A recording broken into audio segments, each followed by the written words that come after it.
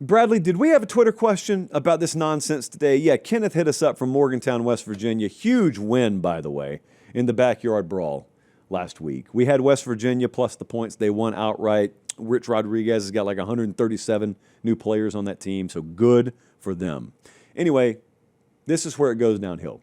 Kenneth hit me up and said, they're taking more and more college football games overseas. Is that as dumb as I think it is? I don't care how dumb you think it is, Kenneth. It's dumber. No matter how dumb you think this is, it is dumber. So, if you missed what happened today, friend of the program, Scott Hamilton, with the Post and Courier, reported that they were embarking on a multi-year deal for something called the Union Jack Classic, which will take place in Wembley Stadium. It's a series of games starting next year. It's going to be in week 3, not a kickoff game, week 3. Wembley Stadium is in London for the unwashed masses out there, me included. Kansas and Arizona State are going to play in this thing in week 3.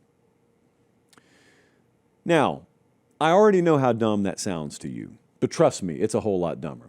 International college football games are among the dumbest things that decision makers in this sport who are very prone to dumbness do. International college football is dead on arrival as a concept to me. I get you want the money. I'm not stupid. I get that you're wanting the paycheck. But I would also suggest to you that there is a line in the sand past which you sacrifice the very integrity of the product you're looking to cash in on. Case in point, we've had meetings just this afternoon for this very show where we left large sums of money on the table. We leave a ton of money on the table every year for this show because there are companies, there are brands that would love to be in business with us. There are initiatives that are offered to us that we could take and we could cash in. We don't. And do you know why we don't?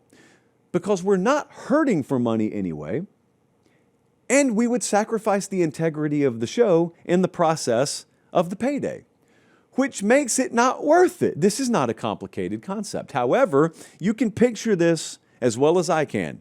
You can picture someone or many someones.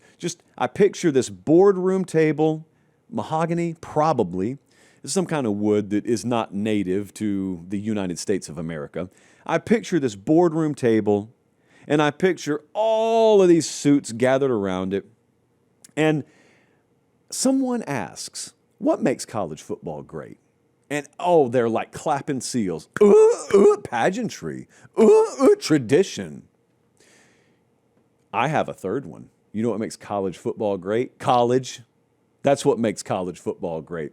Campuses. That's what makes college football great. We'll get back to the video 1 second. Do me one quick favor. Look down. Make sure you're subscribed. Most of you are. If you're not, please do so. It's the way we keep the channel free, we keep the videos coming, and we get to do college football year-round as God intended. All right, as promised, back to the video.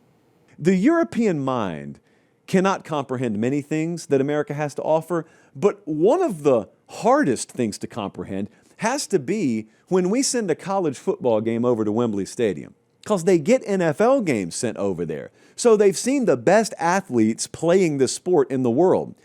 They have no clue about the tradition and pageantry you speak of about college football. All they're seeing is a second-rate football product on the field. I watch as people make the bad faith counter-argument. Well, Josh, European soccer teams come here all the time. Pro soccer teams come here all the time. What teams? Did you say pro teams? Oh, yeah.